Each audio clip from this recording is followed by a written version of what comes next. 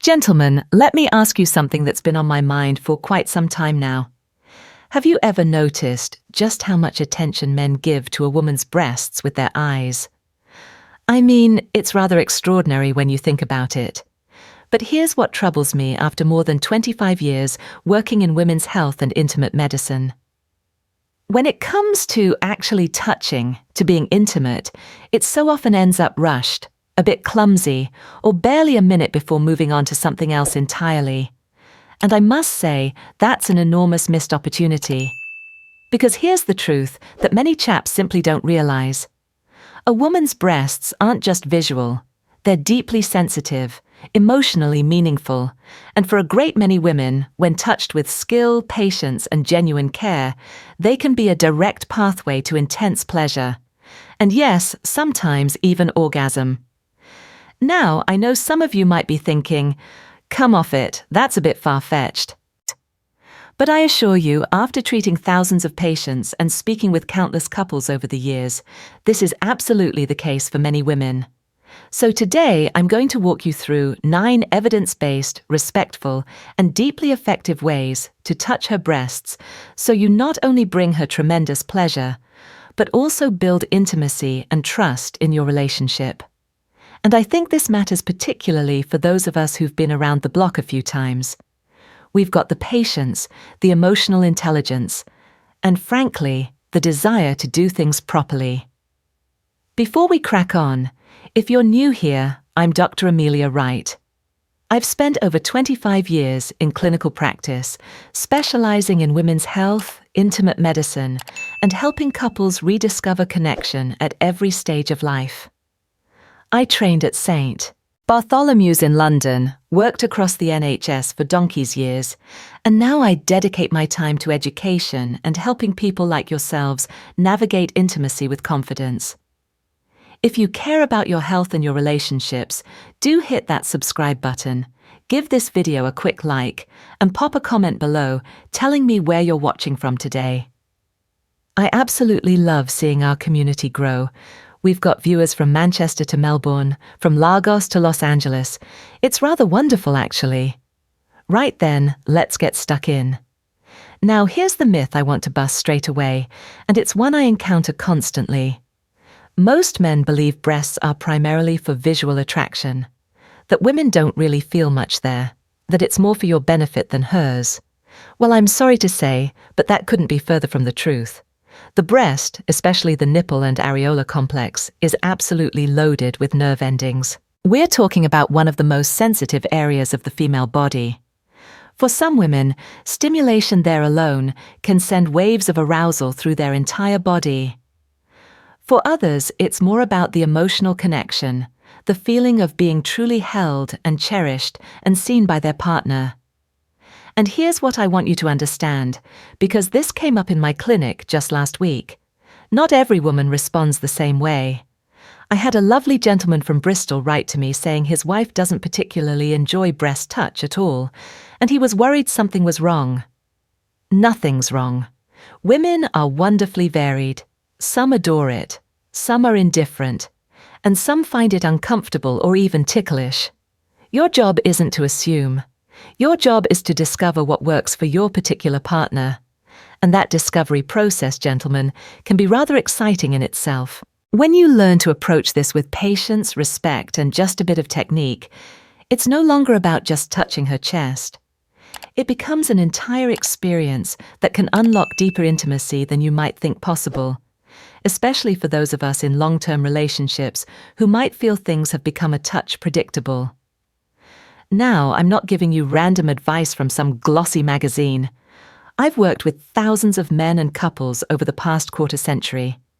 I've seen the difference between men who rush or fumble about and men who slow down, learn her signals, and use their hands, mouth, and presence to truly connect. And believe me, women can tell the difference instantly. They absolutely can. A woman knows within moments whether you're genuinely present or whether you're just going through the motions.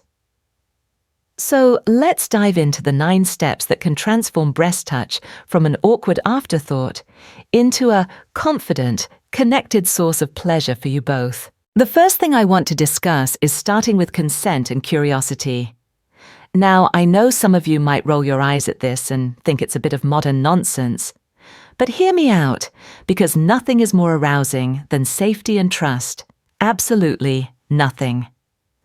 After 25 years, I can tell you that the couples with the most satisfying intimate lives are those who communicate openly. Instead of guessing what she likes and potentially getting it wrong, simply ask her. You might say something like, "How do you like your breasts touched, darling?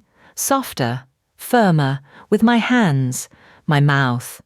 Are there any areas that are off limits?" That one relaxed question lowers her anxiety, builds trust, and gives you a proper roadmap. It's not unromantic, it's actually deeply intimate. You can even agree on a simple system while you explore together. Think of it like a traffic light. Green means more, keep going, this is lovely. Yellow means slow down a touch, soften up. Red means stop, let's change things up. It takes the pressure off both of you and creates a rather playful sense of teamwork. You're in this together, exploring together. And I've found this particularly helpful for couples who've been together for years and perhaps fallen into habits that aren't quite working anymore. The second point, and this is absolutely crucial, is to slow way down and start wide. Here's where most chaps get it wrong, and I say this with affection because I understand the enthusiasm. They go straight for the nipples, too fast, too soon. It's a bit like trying to run before you can walk. Instead, begin from the outside and work your way in. Warm your hands first. There's nothing worse than cold fingers on warm skin. Use broad strokes along her upper chest, the sides of her ribs, that tender curve where the breast tissue meets the torso. Add gentle kisses at the collarbone, the neck, the jawline. Take your time with it. Why does this matter? Because the nervous system doesn't jump from neutral to ecstasy in 30 seconds. It simply doesn't work that way. You're giving her body time to shift from everyday mode to intimate mode. You're allowing arousal to build naturally. That's when touch becomes electric, instead of just ticklish or uncomfortable. I had a patient once describe it perfectly. She said, "When he rushes, my body tenses up. When he takes his time, I melt." Rather poetic, I thought. Here's a practical tip for you. A drop of unscented, body-safe lubricant makes skin glide beautifully. You can find good quality ones at Boots or any decent chemist. It transforms the sensation entirely. The third thing to remember is to hold with intention, not with a pinch. Most men either poke about or squeeze, and frankly, both are wrong moves. Instead, I want you to think cradle, not pinch. Use your whole hand to support the weight of her breast. Cup it gently. Alternate between gentle compressions and moments of complete stillness. Let her feel the warmth of your palm. Here's the biology behind this. That kind of confident, caring hold signals safety and desire simultaneously. Her body relaxes, oxytocin rises, and her arousal builds naturally. Oxytocin, by the way, is sometimes called the bonding hormone or the cuddle hormone. It's what creates that feeling of closeness and connection. And do watch her cues carefully. Her breathing might change. She might make soft sounds. She might lean into you or press herself against your hand. Those are your green lights, gentlemen. Those are the signals that you're doing something right. Pay attention to them. The fourth point is about the areola, which is often completely neglected. The areola is that darker circle around the nipple, and it's just as sensitive as the nipple itself. Sometimes more so, actually. Try tracing slow circles around it with your fingertip. Gentle spirals that tease toward the nipple, but then back away again. Build anticipation. Support the tissue underneath so it never feels like you're pulling or tugging. That mix of tease and support can send wonderful sensations through her whole chest. One woman described it to me as sparklers going off under my skin. I thought that was rather lovely. Now, here's something important that came up in conversations with viewers recently. Not all women enjoy areola stimulation. For some, it's intensely pleasurable. For others, it does very little. And for a small number, it can actually be uncomfortable or overly sensitive, particularly at certain times of her cycle. This is why communication matters so much.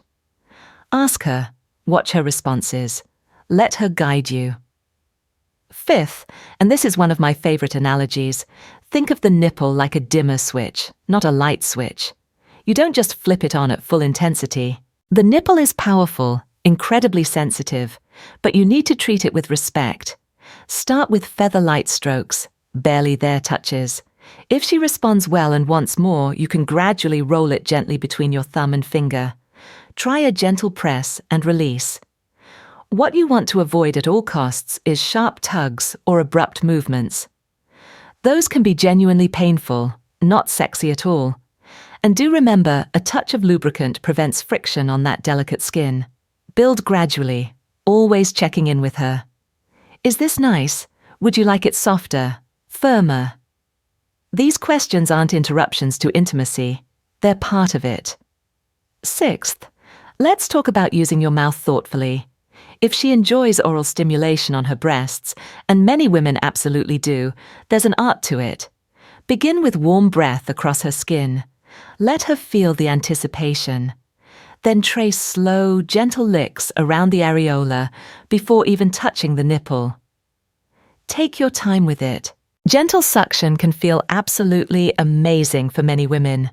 However, and I cannot stress this enough, clamp-like suction or using your teeth almost never feels good unless she specifically asks for it. And even then, you need to be incredibly careful. If you want to try playful grazing with your teeth, practice on your own forearm first. That way, you know exactly how light to keep it.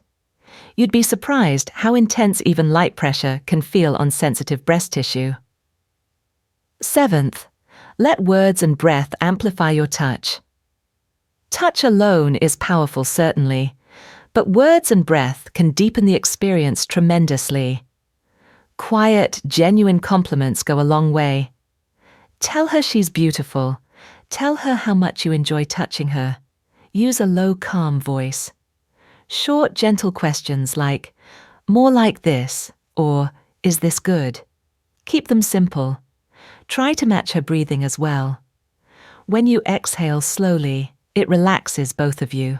It signals safety to her nervous system and allows arousal to expand rather than contract. This might sound a bit new age, but there's solid science behind it.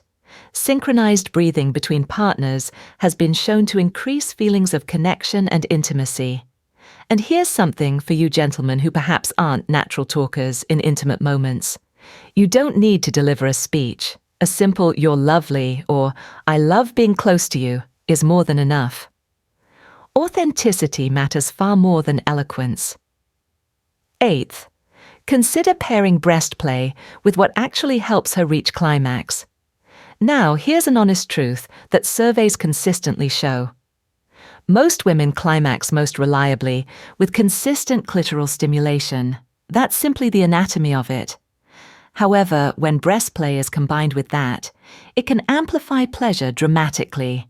The sensations layer upon each other. So consider keeping a hand or your mouth on her breast, whilst your other hand provides that external stimulation she needs. Or, if you're comfortable with it, a small vibrator can be tremendously helpful. There's no shame in using tools that work. The key thing to remember is to change only one variable at a time. If you're adjusting pressure on her breast, keep everything else consistent. This allows her brain to lock onto the sensation and build toward climax rather than constantly readjusting. It's rather like tuning a radio. You want to find the right frequency and stay there. Now, I received a message recently from a chap in Nigeria who said his wife refuses these kinds of touches because they make her feel like she's going to faint or pass out. This is actually more common than you might think, and it's not a bad thing.